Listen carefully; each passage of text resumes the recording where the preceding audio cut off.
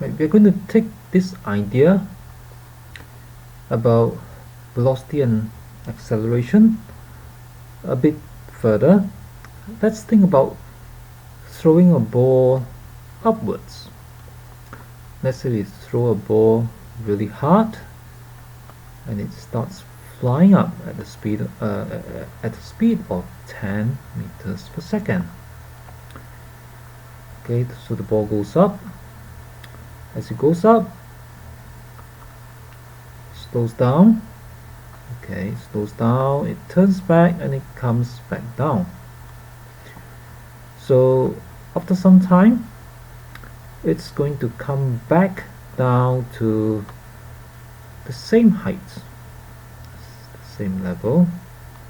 Okay, and it would have a downward velocity. Well, what goes up comes down, as the saying goes, and this downward velocity would actually be also 10 meters per second. Now we'll talk about why later on in another video, but for now let's just say when it comes back down to the same height, it also has this velocity, and suppose that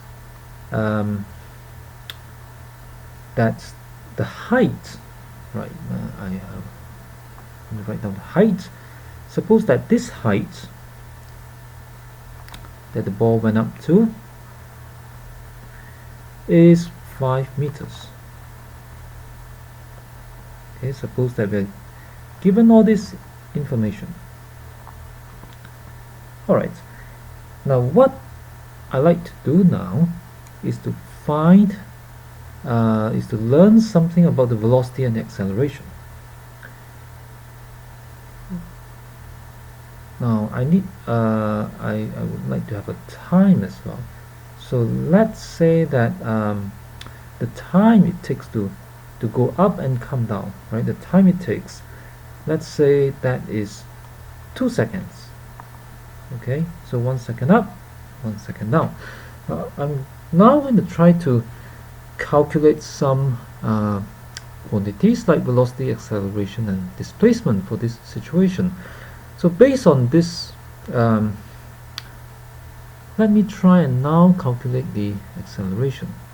Now we have seen previously that acceleration has this formula: acceleration, right, is equal to, so this very specific change in velocity okay,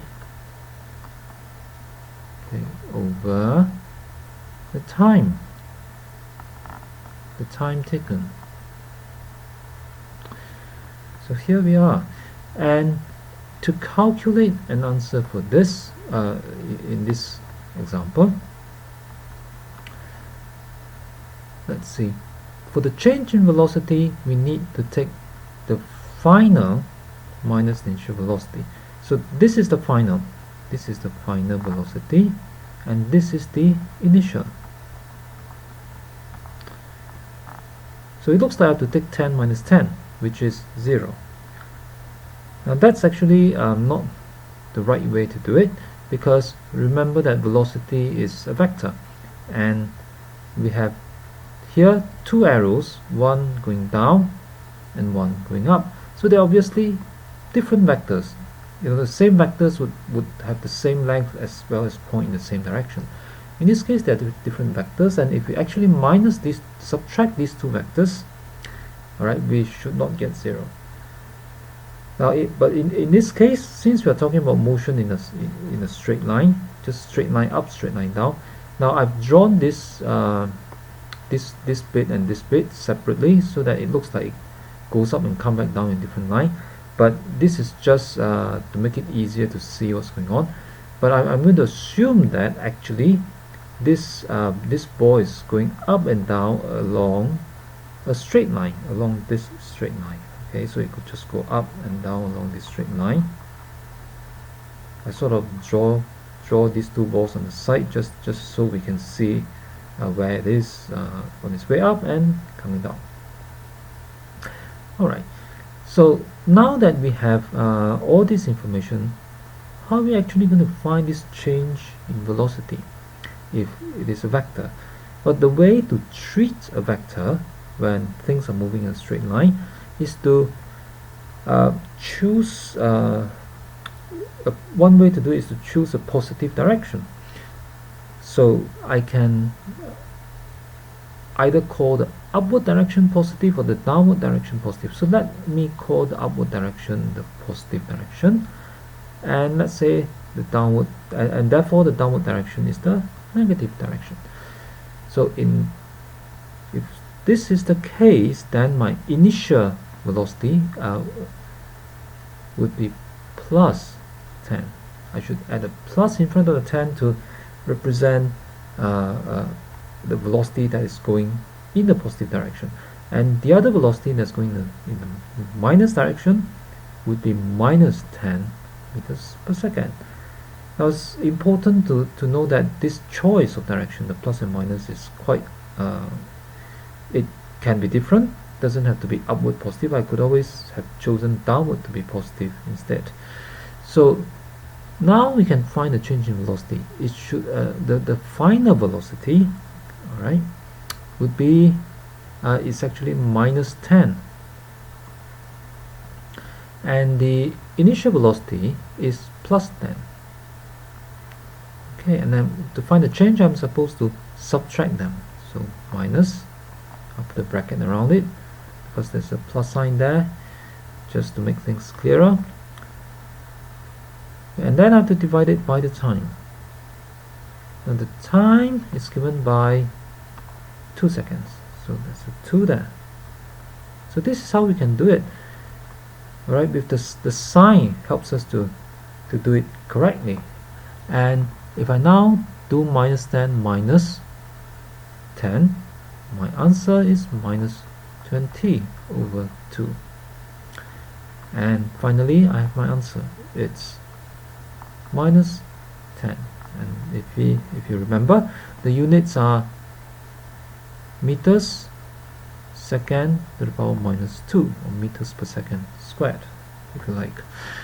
So this is the acceleration. Now you see that there's a minus sign there. What does that actually mean for the acceleration? Well, what it means is that the acceleration is downwards, because remember that we have chosen downwards to be negative. So we have a downward acceleration. Okay, now let's try to relate this to the meaning in everyday use of the word acceleration. Now when we talk about acceleration, normally if you talk about acceleration to your friend, we always think of something going faster and faster. We don't think of something going slower as an acceleration.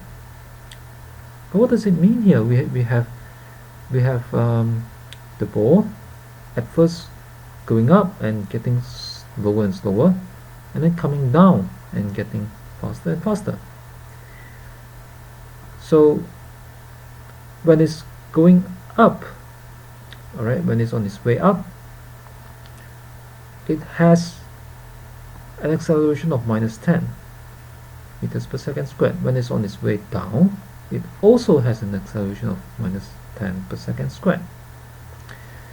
And the reason is that when it's going up, when it's going in the positive direction here, when we say that the acceleration is minus 10, it actually means that it's slowing down.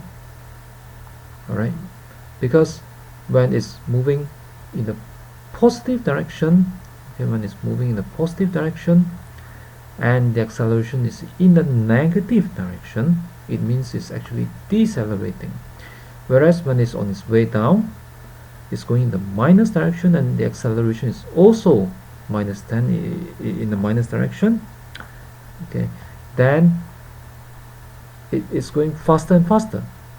So we have this this interesting result here. Okay, let me summarize this. So when we have velocity, and and acceleration. Okay, if they're in the same direction,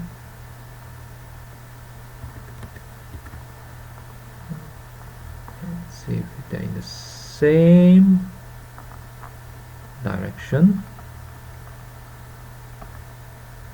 it means that the object is getting faster. If they're in the opposite direction,